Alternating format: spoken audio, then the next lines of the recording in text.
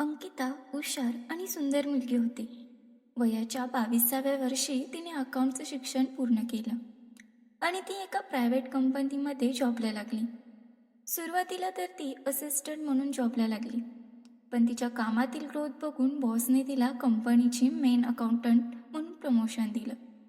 आणि मग अंकिता आणि कंपनीच्या बॉसचा रोजचा संपर्क येऊ लागला. कामासंदर्भात बॉस आणि अंकितामध्ये बॉसच्या केबिनमध्ये तासन तास चर्चा होऊ लागल्या. बॉसच्या लग्नाला नुकतंच वर्ष झालं होतं, त्यामुळे त्याच्या बायकोचं ऑफिसमध्ये येणं जाणं चालूच असायचं. अशातच एक दिवस अंकिता आणि बॉस केबिनमध्ये बोलत असताना अचानक बॉसची बायको तेथे आली आणि ती सरळ त्यांच्या केबिनमध्ये शिरली. पण ही गोष्ट बॉसला आवडली नाही. त्यामुळे तो बायकोला म्हणाला की असं न विचारता केबिनमध्ये येत जाऊ नको. काही महत्त्वाचं काम चालू असतं. डिसिप्लिन आणि प्रोटोकॉल नावाची काही गोष्ट असते का नाही? प्लीज तू बाहेर जा आणि मी सांगेन तेव्हा जाते. असं बोलून बॉस त्याच्या बायकोला बाहेर बसायला सांगतो. पण त्याची बायको काय बाहेर थांबत नाही. ती सरळ तेथून निघून जाते. तिचे डोळे पाण्याने भरलेले असतात. ती घरी येते आणि कोणाशी काहीच न बोलता रूममध्ये निघून जाते आणि आतून कडी लावून घेते. घरातले तिला समजवण्याचा प्रयत्न करतात, पण ती काही केलं कोणाचं ऐकतच नाही. घरच्यांना प्रश्न पडतो की ऑफिसमध्ये असं काय झालं की हिने स्वतःला एवढा त्रास करून घेतलाय. संध्याकाळी बॉस घरी येतो. एवढ्यात त्याची आई त्याला विचारते की सूनबाई ऑफिसमध्ये आली तेव्हा असं काय घडलं की ती रडत घरी आली आणि स्वतःला रूममध्ये बंद करून घेतलंय. त्यावर बॉसने आईला घडलेला प्रकार सांगितला. त्यावर त्याची आई म्हणाली की सूनबाई सुद्धा त्या कंपनीची मालकीण आहे, मग तिला पण तुझ्या केबिनमध्ये यायला परवानगी काढावी लागणार का? यावर बॉस आईला म्हणाला की हो, अगदी तिलाच नाही तर उद्या तू किंवा बाबा आलात तरी मी हेच करेन. कारण ऑफिस किंवा कंपनीचे काही नियम असतात आणि ते पाळणं खूप गरजेचे असतं. आणि नियम बॉसपासून सगळ्यांनाच सारखेच असतात. बॉस आईला असं बोलल्यावर आई काहीच बोलत नाही. पण एवढ्यात त्याची बायको बाहेर येते आणि म्हणते की नियम सगळ्यांना असतात हे माहिती आहे, पण त्या बाहेरच्या मुलीसमोर तुम्ही स्वतःच्या बायकोला कधी बोलाल असं मला वाटलं नव्हतं. आणि मग यावरून चर्चा वाढत वाढत त्यांच्या दोघात वाद होतो आणि बॉस घरातून निघून गेला आणि बाहेर हॉटेलमध्ये राहतो. दुसऱ्या दिवशी ऑफिसला आल्यावर त्याच्याकडून अंकिताला सगळा प्रकार समजतो आणि मग अंकिताने त्याची माफी मागते की माझ्यामुळं तुमच्या दोघात वाद झाला. आणि मग त्या दिवशी अंकिता तिने आणलेला जेवणाचा डबा बॉसला खायला देते. बॉस आणि अंकिता एकाच डब्यात जेवण करतात. असेच काही दिवस जातात. त्यानंतर अंकिता आणि बॉसमधलं नातं हे कामापलीकडचं होतं. ऑफिसमधला कोणताही महत्त्वाचा निर्णय घेताना बॉस अंकिताला विचारू लागला आणि ही गोष्ट बॉसच्या बायकोला अजूनच खटकायला लागली आणि त्यांच्यातले वाद अजूनच वाढत गेले. असंच एक दिवस बॉसच्या बायकोचा वाढदिवस होता. त्या दिवशी तिने नवऱ्यासोबत कुठंतरी फिरायला जाऊन एकत्र वेळ घालवून सगळे वादविवाद मिटवायचे असं ठरवलेलं असतं. बॉस पण या गोष्टीसाठी तयार असतो. संध्याकाळी 5 वाजता जायचं असं ठरलेलं असतं. बॉसची बायको 4:30 वाजताच आवरून बसते. 5 वाजून जातात तरी बॉस काही येत नाही. म्हणून ती त्याला कॉल करते तर तो कॉल पण उचलत नाही. म्हणून ती ऑफिसमधल्या नंबरवर कॉल करते. तर तिला समजतं की बॉस आणि अंकिता कोणत्या तरी मीटिंगसाठी बाहेर गेलेत. यावर बॉसची बायको खूप चिडते आणि विचारते की ऑफिसमध्ये कोणती मीटिंग आणि कोठे आहे हे तुम्हाला माहिती नाही का? तर ऑफिसमधले कर्मचारी नाही म्हणतात. बायकोच्या रागाचा पारा अजूनच चढतो. वेळ निघून जात असते. शेवटी 8 वाजतात बायको तिची बॅग भरते आणि सरळ घर सोडून निघून जाते. सासू सासरे तिला अडवण्याचा प्रयत्न करतात, पण ती काही केल्या थांबत नाही. रात्री बॉस घरी आल्यावर त्याच्या आई वडिलांसोबत याच विषयावरून कडाक्याचं भांडण होतं. दुसऱ्याच दिवशी बॉसची बायको त्याच्या घरी डिवोर्सचे पेपर पाठवून देते. बॉस जराही विचार न करता त्या पेपरवरती सही करतो. असंच काही दिवस जातात आणि एक दिवस बॉस सरळ अंकितासोबत लग्न करून तिला घरी घेऊन येतो. घरच्यांना आणि ऑफिसमधल्या सगळ्यांना तर आश्चर्याचा धक्काच बसतो. आता अंकिता ऑफिसमध्ये फक्त एक कर्मचारीच नव्हती, तर ती ऑफिसच्या बॉसची बायकोसुद्धा होती. आधीच ऑफिसच्या निर्णयात बॉस तिचं मत विचारत होतं. आता तर सगळेच निर्णय पुरेपूर अंकिताच्या हातात होते आणि मग अंकिता ऑफिसमधल्या कर्मचाऱ्यांसोबत क्रूरतेने वागू लागली. जास्तीचं काम, गरजेला सुट्टी नाही, हे असं सगळं करून तिनं सगळ्या ऑफिसची सूत्र स्वतःच्या हातात घेतली. आता बॉस फक्त नावापुरता राहिला होता. खरी बॉस तर अंकिताच होती. मग अंकिताने कंपनीचा विस्तार वाढवण्यासाठी बाहेरच्या देशात पण कंपनीचं ऑफिस उघडायचं ठरवलं आणि तिनं तसं केलं देखील.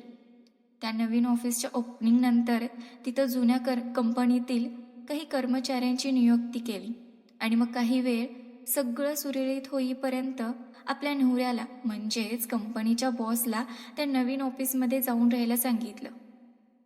बॉस बाहेरच्या ऑफिसकडे गेला. मग इथल्या ऑफिसची सगळी जबाबदारी अंकितावर आली. अंकिता ऑफिसमध्ये जास्तीचं काम करू लागली. एक दिवस सगळं ऑफिस सुटलं तरी अंकिता मात्र केबिनमध्ये काम करत बसलीच होती. तेव्हा ऑफिसमध्ये अंकिता व्यतिरिक्त फक्त ऑफिसचा पिऊनच होता. मग अंकिता पिऊनला आवाज दिला आणि म्हणाली, माझ्यासाठी कॉफी बनव. पिऊन अंकितासाठी कॉफी बनवून घेऊन आला. अंकिताने कॉफी पिली.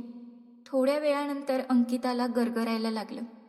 अंकिताने पिऊनला आवाज दिला आणि म्हणाली की मला गरगरायला लागले, तू डॉक्टरांना कॉल करून बोलवून घे. अंकिता असं बोलताच पिऊन काहीच बोलत नाही आणि अंकिताचा मोबाईल तिच्यापासून लांब ठेवतो आणि मग म्हणतो, गरगरतंय ना, मला पण हेच हवं होतं. यावर अंकिता म्हणते की हेच हवं होतं म्हणजे तू कॉफीत तर काही टाकून मला प्यायला दिलंस की काय? यावर पिऊन हसतो आणि म्हणतो, लवकर समजलं तुला. खरं तर तो पिऊन 25 वर्षाचाच असतो आणि त्याला आधीपासूनच अंकिता खूप आवडायची.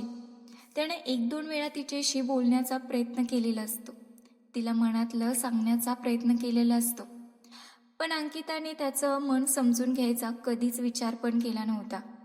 उलट अनेक वेळा त्याला कमीपणा देऊनच बोलली होती आणि हीच गोष्ट पियूनच्या डोक्यात फिट्ट बसली होती.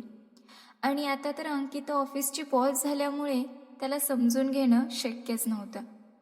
म्हणूनच पियूनने संधीचा फायदा घेऊन अंकिताच्या कॉफीमध्ये गुंगीचं औषध मिक्स केलेलं असतं. शेवटी अंकिता चक्कर येऊन पडते. मग पियून ऑफिसचा दरवाजा आणि सगळ्या खिडक्या बंद करतो आणि मग बेशुद्ध अवस्थेत असलेल्या अंकितासोबत पिऊन वेळ घालवतो आणि मग तिथून फरार होतो. अंकिताला जेव्हा जाग येते तेव्हा जवळपास रात्रीचे 1 वाजून गेलेले असतात. ती उठून बघते तर ती विचित्र अवस्थेत असते. मग ती स्वतःला सावरते आणि घरी निघून जाते. पूर्ण रात्र ती हाच विचार करते की माझ्यासोबत असं का झालं म्हणून. आणि शेवटी तिच्या हे लक्षात येतं की तिच्या नवऱ्याच्या म्हणजेच बॉसच्या सुखी संसारात ती आल्यामुळे त्यांचा संसार उद्ध्वस्त झाला आणि बॉसच्या बायकोची जागा तिनं घेतली आणि त्यामुळेच तिच्या बाबतीत पण असंच घडलं. मग दुसऱ्या दिवशी ती बॉसच्या बायकोच्या घरी जाते. दारावरची बेल वाजवते तर बॉसची बायको दार उघडते आणि समोर अंकिताला बघून संतापते आणि म्हणते, तू इथं का आलेस? माझा संसार तर मोडलासच, आता काय राहिलंय तुझं? यावर अंकिता तिचं पाय धरते आणि स्वतःच्या चुकीबद्दल तिची माफी मागते. बॉसची बायको काहीच न बोलता दार लावून घेते. अंकिता पुन्हा ऑफिसला परत येते तर ऑफिसमधले सगळे तिच्याकडे एकटक बघत असतात. तिला समजतच नाही नेमकं काय झालंय ते. शेवटी ती एका लेडीज कर्मचारीला केबिनमध्ये बोलावून घेते आणि विचारते की सगळे माझ्याकडे असे का बघत होते? ती कर्मचारी सुरुवातीला काहीच बोलत नाही, पण अंकिता तिला अजून फोर्स करून विचारते. तेव्हा ती कर्मचारी म्हणते की सकाळी ऑफिस उघडल्यावर कालच्या रात्रीचा CCTV फुटेज चेक करत असताना तुमचा आणि पियूनचा केबिनमधला व्हिडिओ कर्मचाऱ्यांनी बघितला आणि तो सगळीकडे व्हायरल केलाय. हे ऐकताच अंकिताच्या पायाखालची जमीनच सरकते. ती तडक तेथून बाहेर निघते ऑफिसच्या पार्किंग एरियात येते आणि तिच्या गाडीत बसून तिथून निघते. ती कुठे चाललेली असते हे तिला माहीत नसतं. डोक्यात फक्त तीच गोष्ट घुमत असते आणि हातात गाडीचं स्टिअरिंग असतं. 2 तास प्रवास झाल्यावर ती एका ठिकाणी थांबते आणि आपल्या नवऱ्याला फोन करते आणि घडलेली सगळी गोष्ट सांगते. बॉस नवीन ऑफिसमधून सरळ निघतो आणि इकडे येऊन पोचतो आणि मग अंकिताला फोन लावतो, तर अंकिता त्याचा फोन काही उचलत नाही. शेवटी त्याला एक कॉल येतो आणि समजतं की अंकिताचा ॲक्सिडेंट झालाय आणि ती हॉस्पिटलमध्ये आहे. बॉस हॉस्पिटलमध्ये जाऊन अंकिताला भेटतो.